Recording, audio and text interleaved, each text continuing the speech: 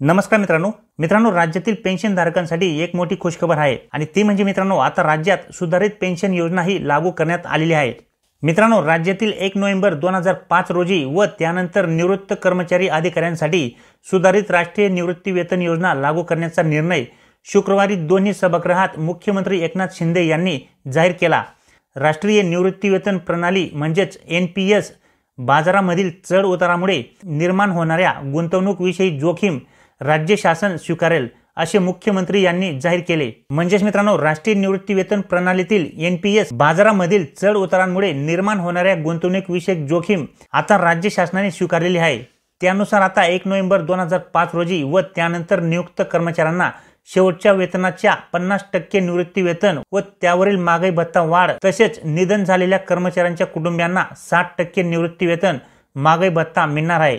तसेच मित्रांनो समितीने निष्कर्ष व शिफारशी विचारात घेऊन राष्ट्रीय निवृत्ती वेतन प्रणालीतील बाजारामधील चढ उतार यामध्ये निर्माण होणाऱ्या गुंतवणूक जोखीम शासनाने स्वीकारावी हे तत्व मान्य करून नियम वयोमानानुसार निवृत्त होणारे कर्मचारी यांनी जर प्रस्तावित योजनेचा विकल्प दिल्यास त्यांना त्यांच्या शेवटच्या वेतनाच्या 50% इतकी निवृत्ती वेतन व त्यावरील महागाई वाढ तसेच निवृत्ती वेतनाच्या 60% इतके कुटुंब निवृत्ती वेतन व त्यावरील महागाई वाढ मिळेल असेही मुख्यमंत्री यांनी सांगितले।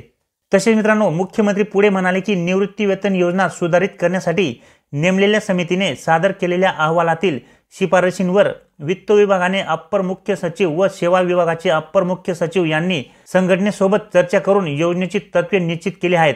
त्यासाठी अधिकारी कर्मचारी संघटनेची ही संमती आहे। या निर्णयामुळे कर्मचाऱ्यांनी विकल्प दिल्यास त्यांना शेवटच्या वेतनाच्या 50% इतके निवृत्ती वेतन व त्यावरील महागाई भत्ता वाढ तसेच निधन झालेल्या कर्मचाऱ्यांच्या कुटुंबियांना 60% इतके निवृत्ती वेतन व त्यावरील महागाई भत्ता वाढ मिळणार आहे।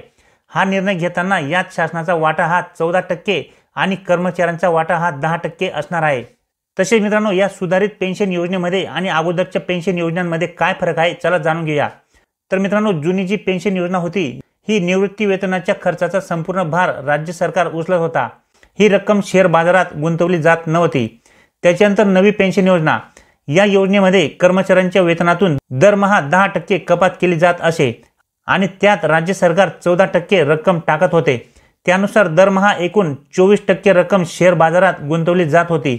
परंतु निवृत्तीवेळी बाजारातील तत्कालीन परिस्थितीमुळे कर्मचाऱ्यांना पेन्शन दिली जात होती। 1 एप्रिल 2015 पासून केंद्राप्रमाणे राज्यातही राष्ट्रीय पेन्शन योजना लागू करण्यात आली। त्याच्यानंतर सुधारित पेन्शन योजना आता या पेन्शन योजनामध्ये नव्या पेन्शन योजनेप्रमाणेच पेन्शनची रक्कम ही दरमहा शेअर बाजारात गुंतवली जाईल। निवृत्तीवेळी शेवटच्या पगाराच्या 50% रक्कम व त्यावरील महागाई भत्ता अशी रक्कम पेन्शन स्वरूपात मिळेल। विशेष म्हणजे बाजारातील गुंतवणुकीची जोखीम ही सरकारने स्वीकारलेली आहे। हा एक सुधारित पेन्शन योजनेचा एक महत्त्वाचा भाग आहे। तर अशा पद्धतीने मित्रांनो आता राज्यातील शासकीय कर्मचाऱ्यांसाठी राज्यात सुधारित पेन्शन योजना ही लागू करण्यात आलेली आहे।